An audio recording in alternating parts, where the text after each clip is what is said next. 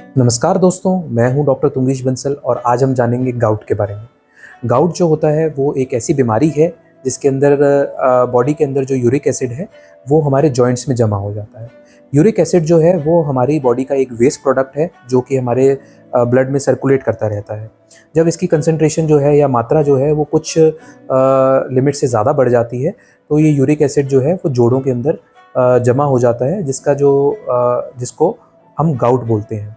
जो सबसे common joints हैं जिसके अंदर ये जमा हो जाता है वो होता है पैर के अंगूठे का joint, ankle joint, elbow joint, जो हाथ की उंगलियों के छोटे जॉइंट्स होते हैं उनमें, रिस्ट जॉइंट में। तो ये सारे जो जॉइंट्स हैं ये सारे जो हैं गाउट के लिए प्रोन होते हैं। कभी कभी ये जो है बड़े जोड़ जैसे कि घुटना होता है, घुटने के साइड में लिगामेंट्स होते हैं, उसके एंड्स में जमा हो जाता है, तो ये वहाँ पर भी पेन कॉज कर सकता है। हम सबसे इम्पॉर्टेंट अभी जानेंगे कि यूरिक एसिड जो है वो किस किस खाने से बढ़ता है और क्या क्या खाना जो है वो आपको अवॉइड करना है ताकि आपका यूरिक एसिड जो है वो ना बढ़े। तो यूरिक एसिड जो है वो प्यूरिन मेटाबॉलिज्म से बढ़ता है। जिस भी चीज़ों में प्यूरिन जो होता है वो ज़्यादा होता है उनसे जो है वो यूरिक एसिड जो है वो बढ़ता है। जो यूरिक एसिड के लिए आपको सबसे पहला फूड अवॉइड करना है वो है हाई शुगरी स्टफ़। जिस भी चीज़ों में हाई शुगर है, जैसे कि नॉर्मल हमारी चीनी हो गई, मिठाइयाँ हो गई, बिस्किट्स हो गए, इन सब चीज़ों को हमें अवॉइड करना है, क्योंकि जो शुगर होता है वो बॉडी के अंदर मेटाबोलाइज होकर प्यूरिन्स बनाता है और वो प्यूरिन्स जो है जब वो ब्रेक डाउन होते हैं तो यूरिक एसिड को बढ़ाते हैं। तो जो हाई शुगर स्टफ़ है, यानी कि शुगर सिरप हो गया, शुगर हो गई, मिठाइयाँ हो गई, ये आपको अवॉइड करनी है। दूसरी चीज़ें जो आपको अवॉइड करनी है वो है दालें। दालों में आप मूंग और अरहर की दाल जो है वो ले सकते हैं। मूंग और अरहर की जो दाल है वो आपकी बॉडी के अंदर जो यूरिक एसिड है उसको नहीं बढ़ाती है।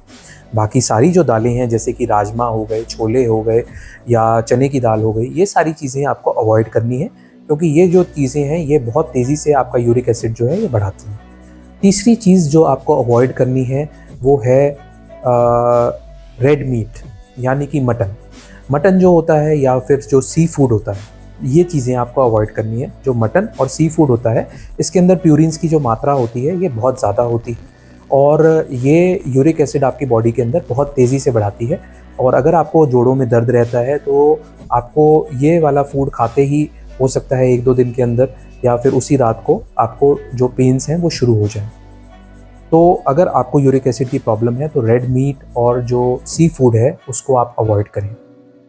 चिकन जो है वो आप लिमिटेड क्वांटिटीज़ में ले सकते हैं और अंडा जो है वो आप ले सकते हैं, उससे इतनी ज़्यादा यूरिक एसिड के अंदर जो है बढ़ोतरी नहीं देखी गई है।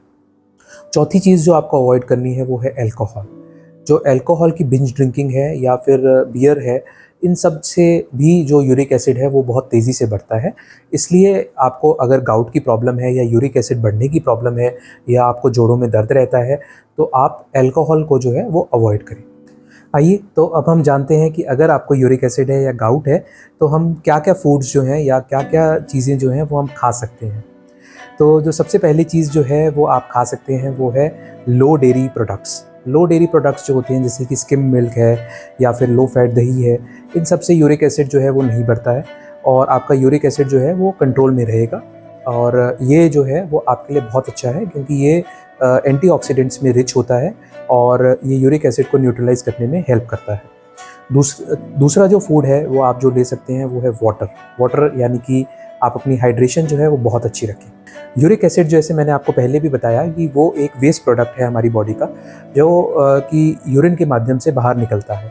अगर हम हाइड्रेशन अच्छी रखते हैं तो क्योंकि हमारी बॉडी के अंदर वाटर का वॉल्यूम अच्छा रहता है तो यूरिन आउटपुट अच्छा रहता है और यूरिक एसिड जो है वो हमारी बॉडी से बाहर निकल जाता है और हमारे जोड़ में वो नहीं जम पाता है।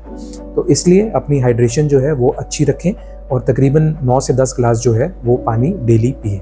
तीसरी चीज़ जो आप कर सकते हैं वो है चेरीज़ ले सकते हैं। चेरीज़ जो है उसको आप जूस के माध्यम में भी ले सकते हैं या चेरीज़ आप वैसे भी खा सकते हैं। चेरीज़ खाते हुए आप ये ज़रूर ध्यान रखें या चेरीज़ का जूस पीते हुए ये ध्यान रखें कि उसमें एडिड शुगर ना डालें। शुगर जो है वो यूरिक एसिड को बढ़ाती है। जो चेरीज़ होती हैं इसमें एंटीऑक्सीडेंट्स होते हैं और एंथ्रोसाइनिन नाम के प्रोडक्ट्स होते हैं जो कि यूरिक एसिड को जो है वो कम करते हैं। चौथी जो प्रोडक्ट है वो जो आपके लिए बेनिफिशियल होगा वो है ग्रीन लीफी वेजिटेबल्स।